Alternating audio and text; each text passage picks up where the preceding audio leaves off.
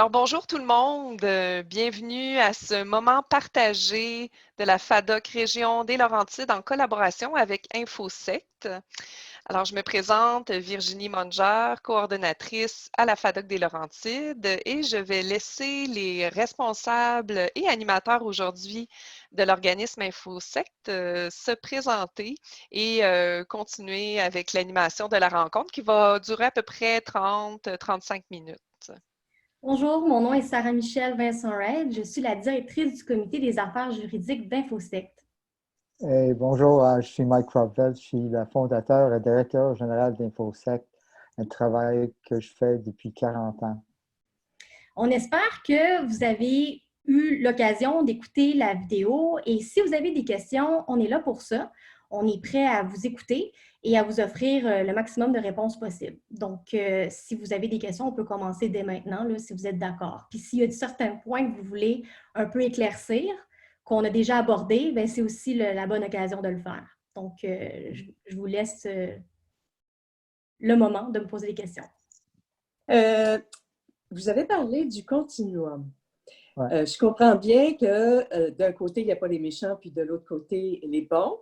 Mais vous avez parlé de continuum, puis je voudrais savoir, vous les situez dans un continuum, c'est-à-dire une secte pure et dure où c'est presque de l'esclavage, avec une secte, par exemple, où il y a un prétexte ou l'idée de développement personnel ou quelque chose de plus doux, un peu comme soft. Oui. Alors, bien sûr, les raisons qu'on utilise les continuums, c'est pour renforcer la réalité que chaque mouvement est différent. Il peut y avoir des similarités et les difficultés, certaines fois, avec le mot secte, comme si on dit tel groupe de secte ou ici c'est une liste des sectes, ça peut laisser croire aux gens que tous ces mouvements-là fonctionnent de la même manière. C'est la raison de continuum, c'est où est-ce qu'on place le groupe. Ça veut dire, vous parlez des groupes de croissance personnelle. Mais un groupe de croissance personnelle, comme un groupe religieux qui fonctionne à l'extrême, peut être très similaire. Ça veut dire que vous pouvez avoir un groupe de croissance que vous entrez pour un week-end, merci, bye-bye, c'est fini. Ou vous avez un mouvement qui dit maintenant, vous devez continuer de prendre des cours. Maintenant, je dois vous aider de gérer votre vie. C'est-à-dire que le responsable de prendre plus de place dans la vie de quelqu'un et encourage la séparation de famille, etc. À ce moment-là, on peut dire que le mouvement est plus vers l'extrême de continuum où le potentiel de risque est plus élevé. Okay. Ça veut dire, et où est-ce qu'on place? Ça veut dire que ça prend une recherche parce qu'on doit connaître le mouvement à une certaine période du temps. Ça veut dire que si on regarde le mouvement aujourd'hui versus il y a 5 ou 10 ans, c'est fort probable que c'est différent. Moi, j'aime toujours l'image de si je prends une photo de moi-même maintenant et en 10 ans, alors, les deux photos vont être tellement différentes. Et ça, c'est le même, je pense, avec les mouvements. Auprès du temps, les groupes changent à cause de plusieurs facteurs. Et c'est la raison, si on fait une évaluation de mouvement, ça doit être à jour. Parce qu'il y a beaucoup de gens qui vont faire des recherches sur l'Internet et trouvent l'information sur un mouvement qui est basé peut-être, alors l'information c'est basé des années 80 ou 90, mais est-ce que ça veut dire que le mouvement fonctionne de la même manière aujourd'hui? Fort probablement non. C'est la raison, quand on fait le continuum, aussi l'information doit être à jour aussi. Mais aussi, comme je dis, ça dépend du mouvement. Il y a certains des leaders qui sont plus aptes ou par l'expérience qu'ils ont vécu eux-mêmes, d'abuser, d'exploiter leurs membres. Et ça, c'est aussi un facteur où on peut dire que si on voit ça, c'est clair que le mouvement est un groupe qu'on peut mettre plus vers l'extrême de le continuum. Donc, le continuum est bon, juste, ouais. mais en fait, pour répondre à la question de Mme Pauline, si je comprends bien, le continuum peut être considéré comme un outil de mesure pour savoir où se situe le groupe à un moment donné, pour voir l'évolution, puis pour voir dans quelle mesure on peut le considérer ou pas. Et si le cas échéant ou qui peut être considéré comme une secte, est-ce qu'il est extrême ou pas? C'est ça, Mike? Ouais, alors parce que c'est ça. Parce que, et aussi en même temps, on doit être sûr de, quand on parle d'extrême, qu'est-ce qu'on veut dire. Oui. Parce qu'il y a Mais beaucoup de d'ailleurs, est-ce que tu mouvements. peux dire un petit mot là-dessus? Ouais. Mike, est-ce que tu peux dire un petit mot justement parce que ce qu'on entend par extrême? Alors, c'est la raison que c'est comme une étiquette. Et la difficulté avec les étiquettes, ça ne donne pas beaucoup d'informations. C'est la raison, quand on parle d'extrême, c'est la raison que j'ai expliqué un petit peu, comme si un groupe prend plus de contrôle de la vie des gens, au niveau des finances, au niveau des relations qu'ils ont avec des gens extérieurs, l'information que les gens ont accès. Et aussi, bien sûr, au niveau de dire qu'est-ce qu'il peut, même jusqu'au point de qu'est-ce qu'il peut manger, qu'est-ce qu'il peut porter. Alors, à ce moment-là, on peut dire que ça, c'est un mouvement qui est plus extrême que la norme. Mhm. Et comme on a fait, quand ça arrive comme ça, on peut dire que le potentiel des risques est plus élevé. Donc, selon les mesures de contrôle et de coercition, là. Contrôle, oui, et de niveau aussi de dépendance d'un individu dans un Mhm. groupe. Parce Ouais. que tous les membres de la même groupe ne vont pas nécessairement vivre la même expérience. Ça, c'est la raison que certaines fois, et ça m'est arrivé souvent, quand vous avez deux témoignages, un témoignage de quelqu'un qui dit waouh, ça a changé ma vie, c'est fantastique, c'est incroyable, et l'autre qui dit c'est terrible, c'est une tragédie pour moi. Et souvent, des gens à l'extérieur, même si vous en écoutez ou lisez quelque chose comme ça dans les journaux ou on entend ça sur la télévision, vont avoir discuté de quoi, qui a raison, qui dit la vérité. La réalité peut être Ça arrive. que ça peut être les deux, parce qu'ils ont peut-être vécu des expériences différentes. Ça veut dire qu'effectivement, pour certaines personnes dans un groupe, ça peut être très satisfaisant et positif, et pour des autres, ça peut être vraiment comme une tragédie et une horreur. Ouais. Est-ce que ça répond à votre question, Mme Pauline? Oui, merci. J'aurais des Plaisir. sous-questions, mais je reviendrai peut-être un peu plus tard pour laisser la chance à tout le monde. Parfait. Est-ce que quelqu'un d'autre a une question?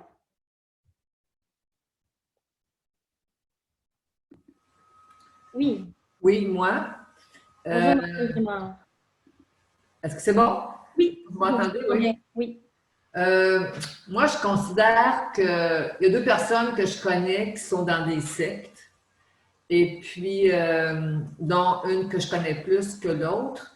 Et puis, j'ai écouté la vidéo avant de venir à la discussion ici, puis on disait pas de confrontation logique, pas de débat, mais je ne sais pas. Moi, je n'aide pas nécessairement la personne qui est prise dans la secte, c'est sa conjointe. Mais je ne sais pas trop quoi lui dire. Ah, alors, Vas-y. bien sûr, c'est qu'est-ce qu'ils cherchent, en effet, qu'est-ce qu'ils veulent faire, premièrement. Parce que même nous, quand C'est on quoi a son objectif? ouais, c'est À qu'est-ce qu'ils veulent qui? faire. C'est de personne. Ah, la personne qui est prise dans la secte? Pas non, l'autre personne qui est le conjoint, je pense, qui OK. n'était pas dans le groupe, qui n'est pas dans le sac. C'est qu'est-ce qu'ils cherchent à faire, en fait. Ben, elle aimerait bien que son conjoint débarque de la secte, mais lui, il est embarqué dans la secte. Fait que son environnement, il est là, il donne de l'argent. Tu sais, c'est comme. C'est prenant, une Ouais. secte.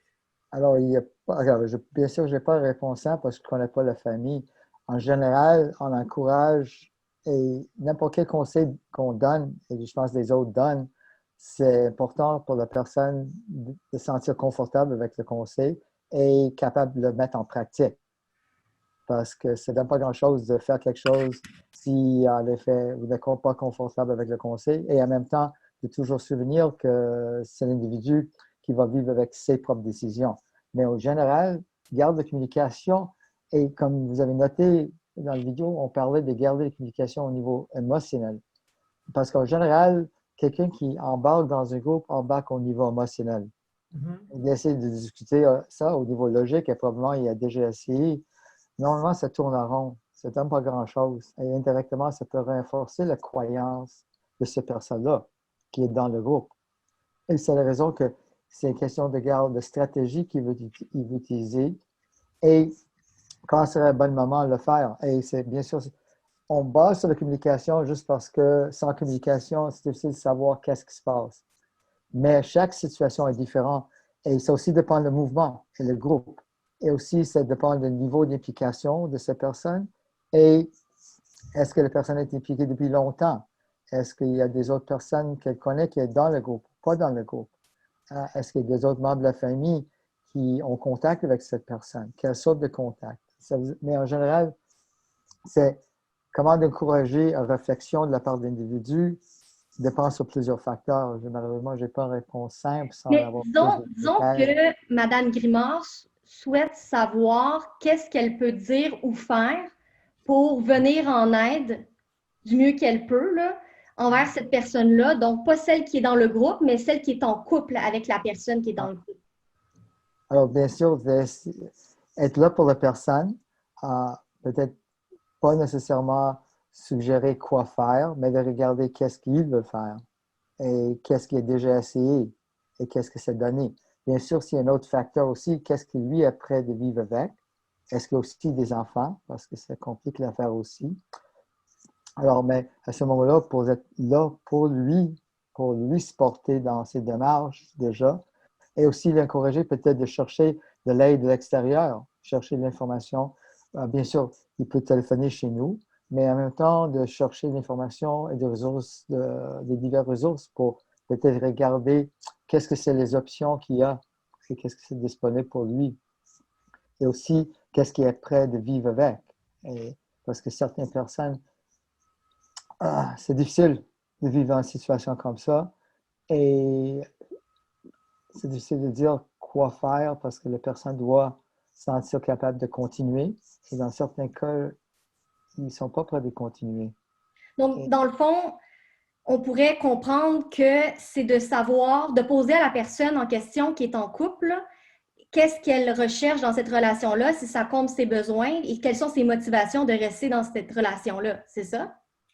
Aussi, c'est un facteur à regarder parce qu'on ne peut pas dire à quelqu'un vous devez rester dans ces relations s'il ne se sent pas confortable. Ou vous devez sortir de cette relation-là, en l'occurrence? Ça arrive, c'est la réalité. Toutes les sectes sont comme celles que je ne connais pas, mais que je connais par personne interposée, c'est qu'ils revalorisent beaucoup la personne. Comme ils donnent beaucoup de compliments aux gens. Fait que ça les porte à rester dans la... En tout cas, je ne sais pas si c'est une tendance des sectes, là, mais ça porte la personne à rester dans la secte parce qu'elle reçoit beaucoup de valorisation. Mais ça, c'est souvent que je encourage les gens de voir le monde avec les yeux de la personne qui les inquiète. Parce qu'en général, quand les gens embarquent dans un groupe, c'est pour répondre à des besoins d'appartenir, un besoin de croire en quelque chose, c'est un soulagement. Et ça, pour certaines personnes, c'est comme une famille et des amis instants. Oui, c'est vraiment ça. Et ça, c'est très fort. Et ça, c'est raison que les questions aussi, certaines fois, c'est de regarder un petit peu l'historique, un petit peu de la famille et l'individu. Qu'est-ce que c'est? Énormément, on trouve que l'individu embarque dans un groupe pendant une période de transition. Ça veut dire un deuil, perte d'emploi, difficulté dans une relation. C'est une période de transition où on a plus ouvert d'embarquer dans quelque chose qui va nous soulager. Ça veut dire aussi on vit des périodes, bien sûr, comme aujourd'hui, des périodes de stress, d'isolement. On trouve des groupes, des gens qui répondent à nos besoins. C'est plus facile de tomber dans ça que quand vous êtes, en effet, comme tout marche bien dans ta vie.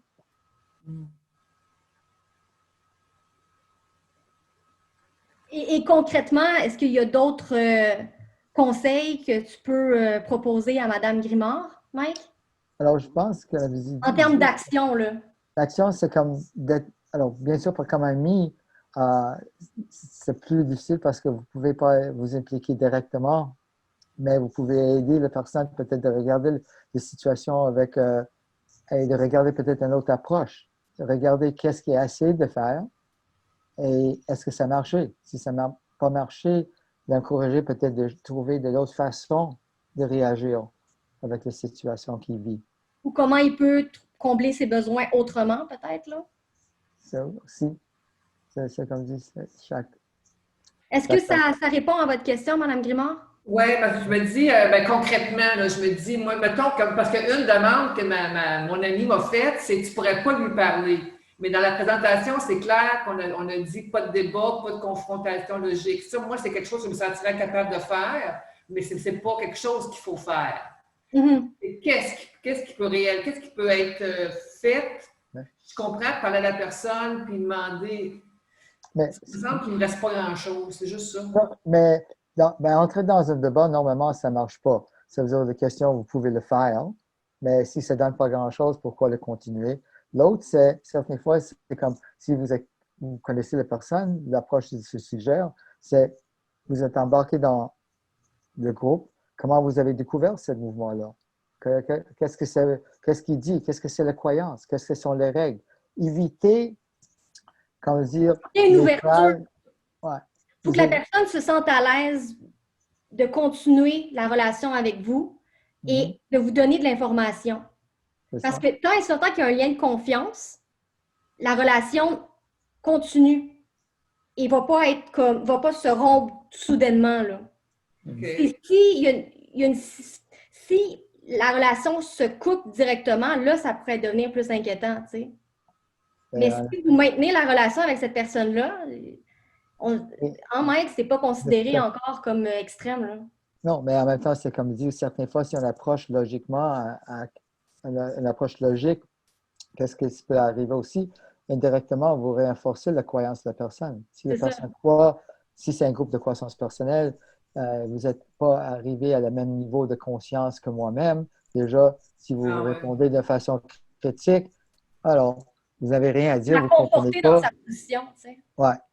Mais en même temps, de demander comment vous avez entendu parler de ces groupes-là, qu'est-ce que ça veut dire d'être impliqué. Éviter qu'est-ce que semble des phrases, en effet, qui semblent en effet répétées par la personne ou la personne a appris par cœur. En effet, comme ça semblait que c'est un cassette ou quelque chose qu'elle a appris par cœur. Si elle commence à parler ou la personne commence à parler comme ça, alors d'où ça vient? Qu'est-ce que vous avez pensé de ça quand vous avez entendu ça la première fois? Ça veut dire de chercher l'information sans donner une opinion ou, en effet, de confronter parce que, en général, la confrontation, comme on a indiqué, renforce et peut créer des barrières entre vous et la personne.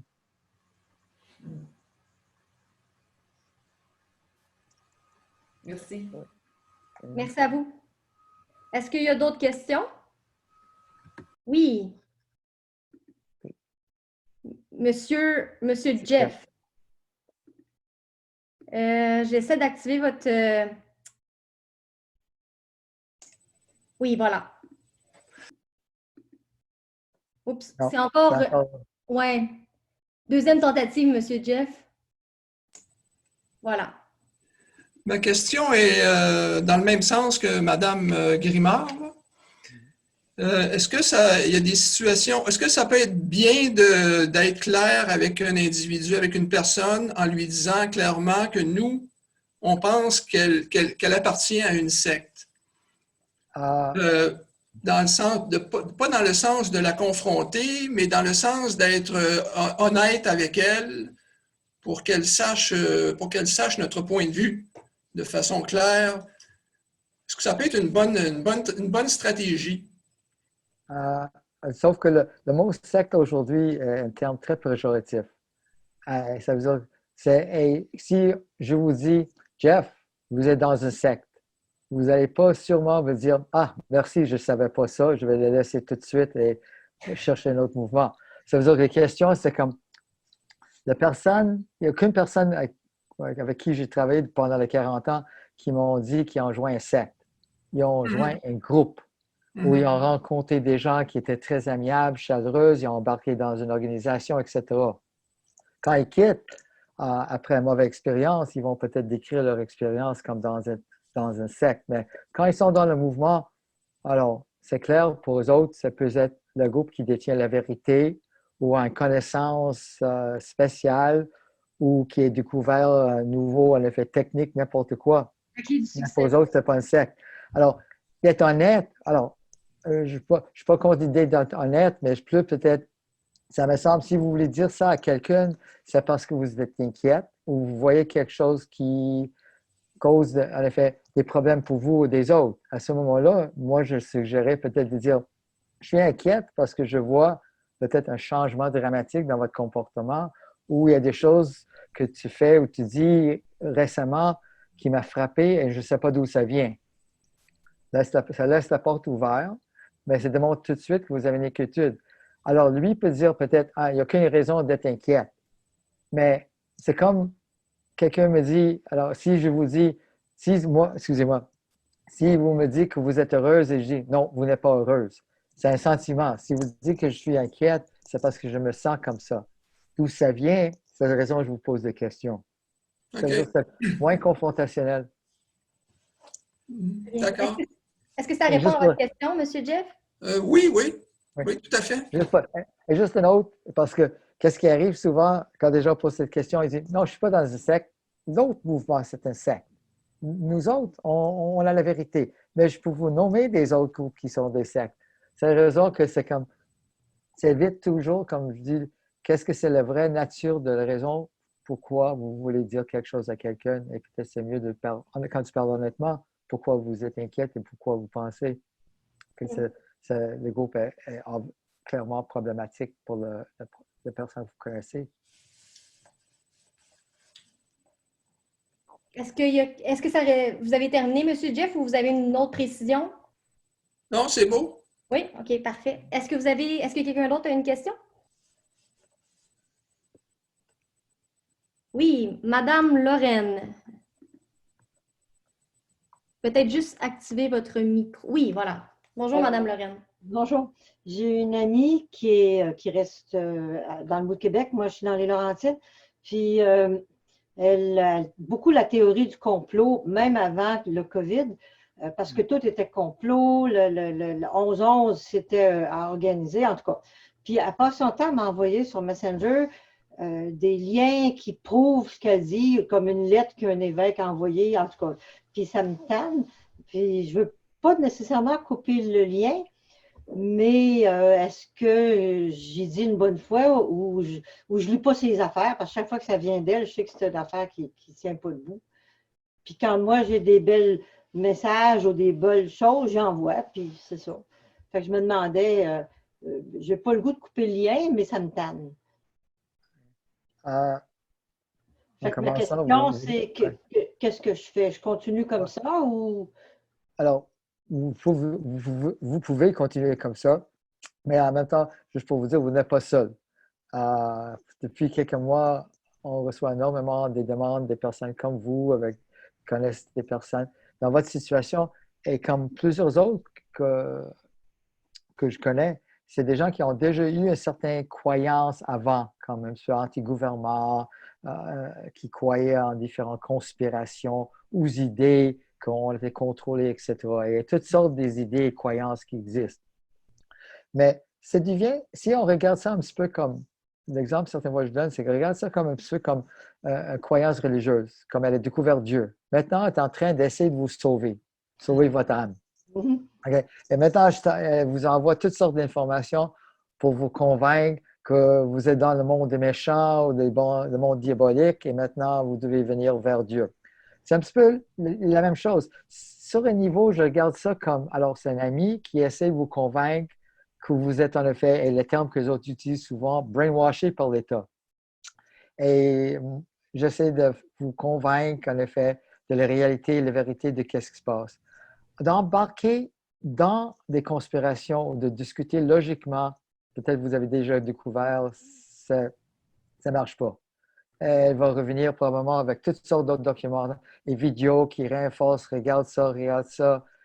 Alors, en général, moi, comme je dis, avec la même idée qu'avant, c'est où est-ce que vous avez entendu parler de ça?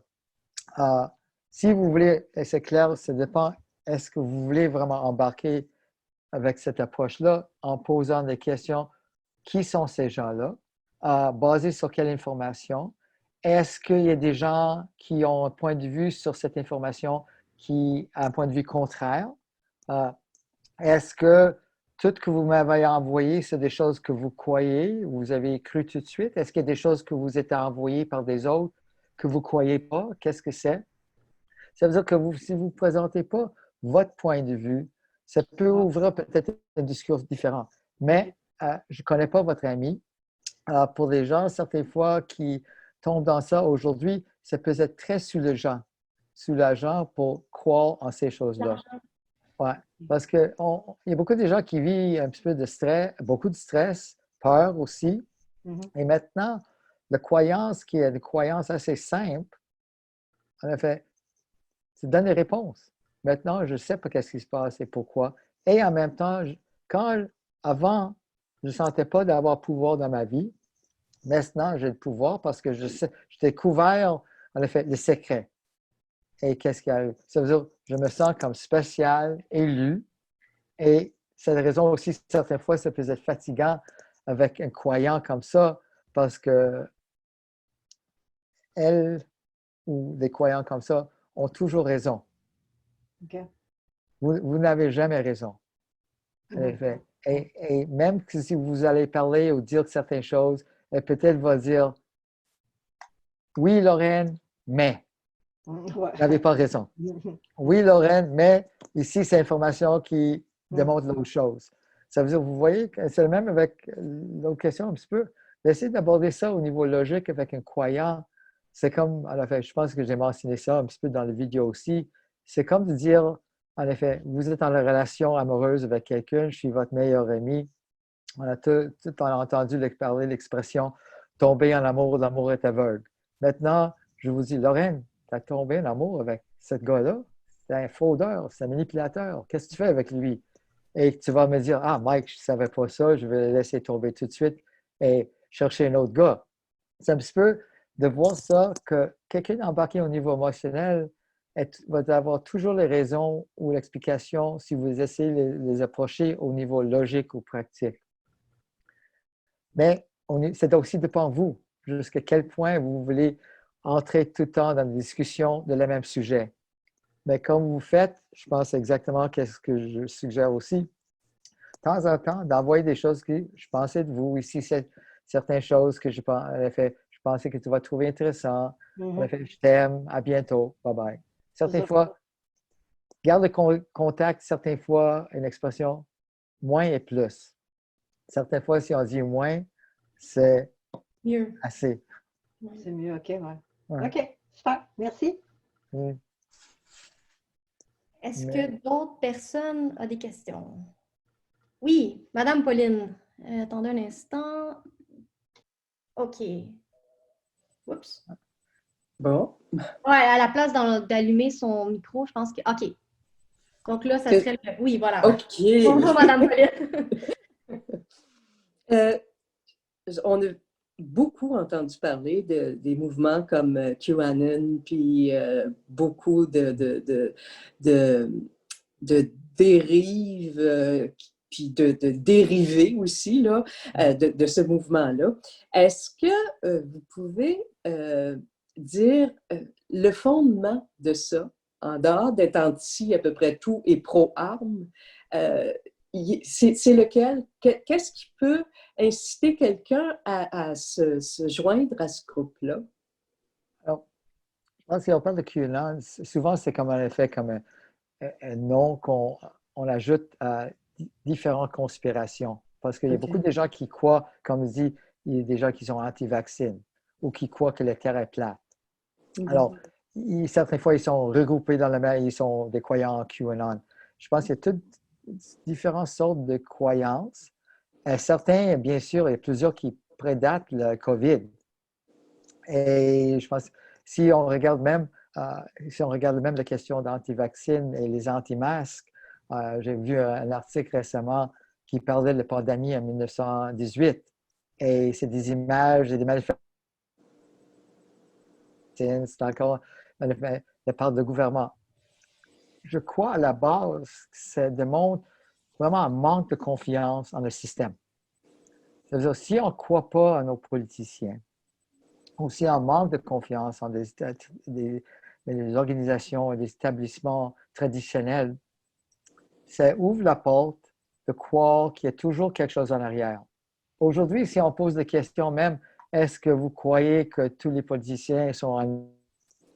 Je crois que la majorité des gens vont dire, oh, alors, pas sûr de ça. Alors, mais la vérité, il y a des problèmes dans la société. Ça s'est pris comme indication pour ces gens-là de dire à cause qu'il ne dit pas la vérité, c'est clair, il cache quelque chose. Et pour ceux qui sont dans une période maintenant difficulté ou peut-être perdent leur emploi, sont isolés à la maison, la réalité avec l'Internet aujourd'hui, on commence à chercher l'information sur un sujet.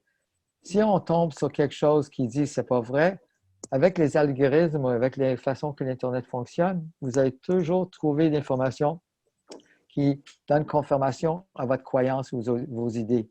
Ça veut dire que c'est un biais de confirmation. Et en même temps, qu'est-ce que ça donne aussi? En maintenant, on est avec des autres personnes qui croient comme nous. Ça veut dire que maintenant, je fais partie, en effet, d'une organisation. C'est comme, je reviens avec ça, c'est un soulagement, c'est un appui, ça indique un manque de confiance en les structures. Et bien sûr, la question, c'est de voir qu'est-ce que c'est leur impact après la pandémie. En général, je crois qu'il y a certains qui vont continuer de croire en qu'est-ce qu'ils croient. Pour certains qui n'ont pas cru, par on peut dire à 100%, et ça peut les amener à réfléchir. Mais si on a des gens qui, comme mentionné avant, ont eu une croyance déjà dans ça avant la pandémie, ça veut dire qu'ils vont probablement continuer de croire en les différents comme conspirations. Je voulais juste souligner un point quand on parle de conspiration. Conspiration aujourd'hui, c'est montrer en effet comme quelque chose qui n'est pas vrai. La réalité, c'est historiquement, il y a eu des conspirations que plus tard, on a découvert que c'était vrai. Ça veut dire, pour moi, je regarde ça comme une théorie. On croit comme, par exemple, dans l'époque de Nixon et Watergate, il y a eu une conspiration de le président, en effet, de voler des documents, etc. Mais avec n'importe quelle croyance, la question, c'est comme, est-ce que c'est vrai ou pas? Et est-ce que les gens sont prêts d'aller plus loin dans leur recherche? Et pas de dire que juste pour donner un exemple, certaines fois, ça dépend de la relation que vous avez de la personne. Par exemple, vous trouvez ou vous cherchez l'information et vous trouvez une information qui présente une autre vision de, par exemple, une conspiration. Vous pouvez toujours dire à votre ami ou quelqu'un que vous connaissez, regarde, j'ai fait des recherches sur le sujet et trouvé ça. Qu'est-ce que vous pensez de ça?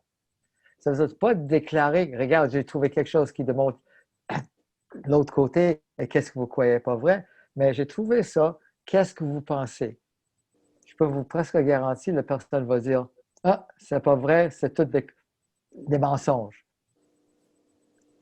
Qu'est-ce que c'est des choses dans l'article qui sont des mensonges?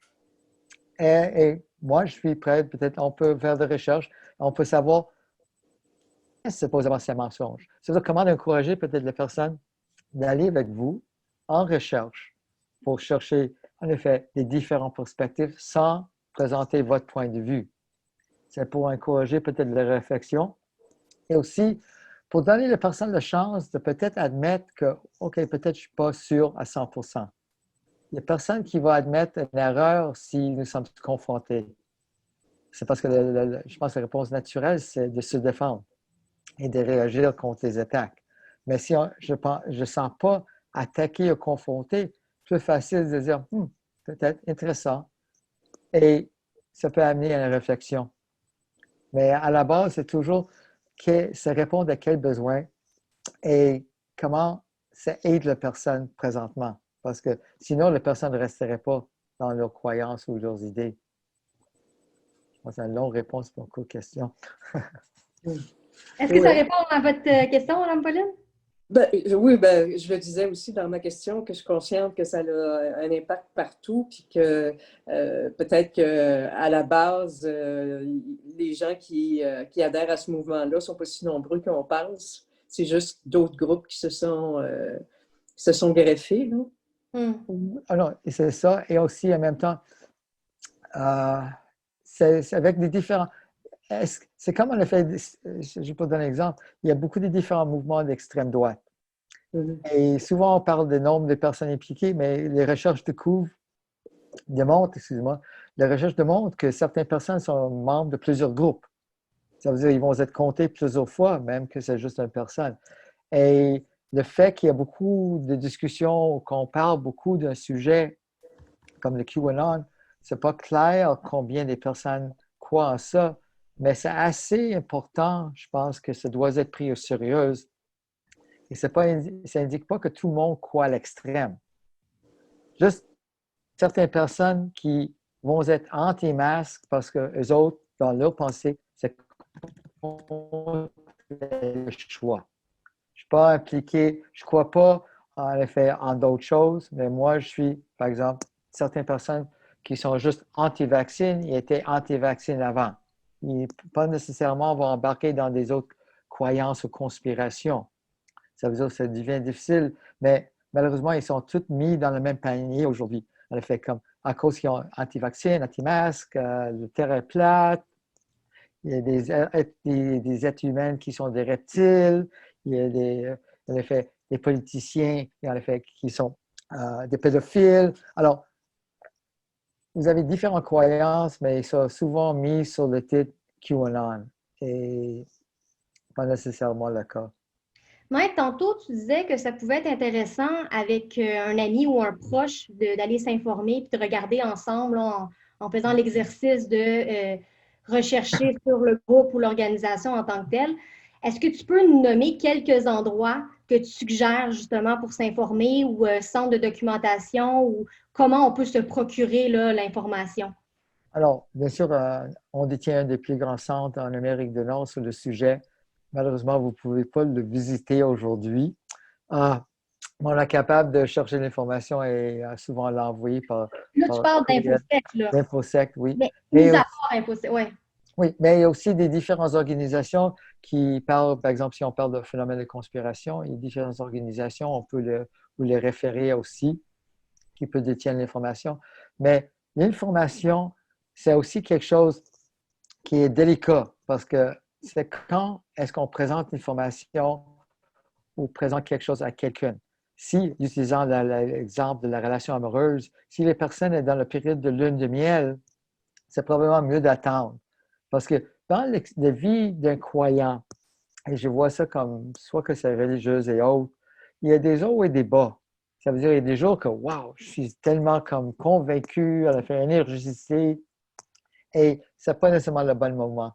Ça veut dire que vous pouvez sentir en parlant avec quelqu'un que peut-être ils ne sont pas très, en effet, comme énergisés par leur expérience, ou il y a quelque chose peut-être qui vous indication, peut-être c'est un petit peu plus un bas dans leur expérience. À ce moment-là, c'est peut-être le meilleur moment de les approcher pour avoir potentiellement une discussion.